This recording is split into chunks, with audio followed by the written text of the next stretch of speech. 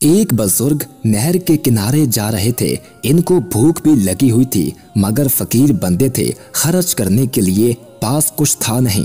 नहर में एक सेब देखा जो बहता हुआ जा रहा था। इन्होंने सेब लिया और इसको खा लिया। भूखे बंदे की तो समझ भी काम नहीं करती।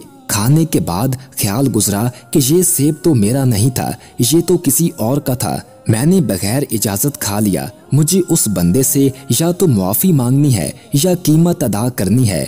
चुनाचे जिधर से पानी आ रहा था उधर जाने लगे। आगे कुछ दूर जाने के बाद देखा कि एक बाग है जिसमें सेब के दरख्त हैं। समझ गए यहाँ से गिरा होगा। बाग के मालिक से मिले और कहा कि मैंने आपके दरख्त का सेब खा लिया है, लिहाजा या तो मुआफ कर दें या कीमत ले लें। उसने कहा मुआफ तो मैं नहीं करता, हाँ कीमत अदा कर दो। कहने लगे जो भी कीमत होगी मजदूरी करके दे दूंगा।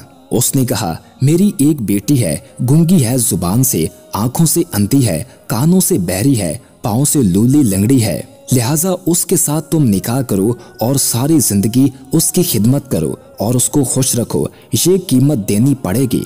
फिक्र में पड़ गए, मगर दिल ने कहा कि देखो ये मुजाहिदा बर्दाश्त करना आसान है, क़यामत के दिन अल्लाह रब्बुल इज़्ज़त के सामने मुल्ज़िम बनकर खड़ा होना ये बड़ा मुश्किल काम है। आखिरकार तैयार हो गए, निकाह हो गया। जब वो अपनी बीवी के पास गए तो हैरान, चांद का टुकड़ा आंखें, खूबसूरत बोलने वाली, सुनने वाली, समझने वाली। हैरान होकर उससे पूछा कि तुम अपने बाप की एक ही बेटी हो या कोई और भी तुम्हारी बहन है?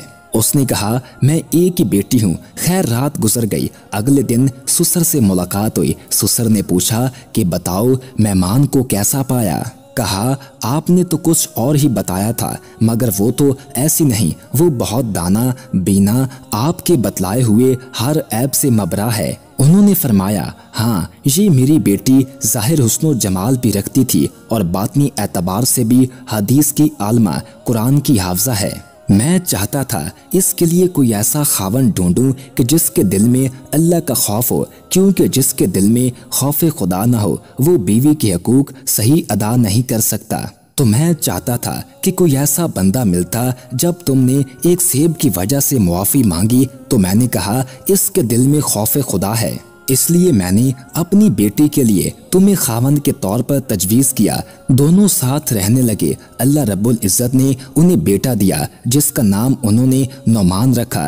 ये नुमान बड़ा होकर इमाम आज़म अबू हनीफा रहमतुल्लाह अलैह हुए।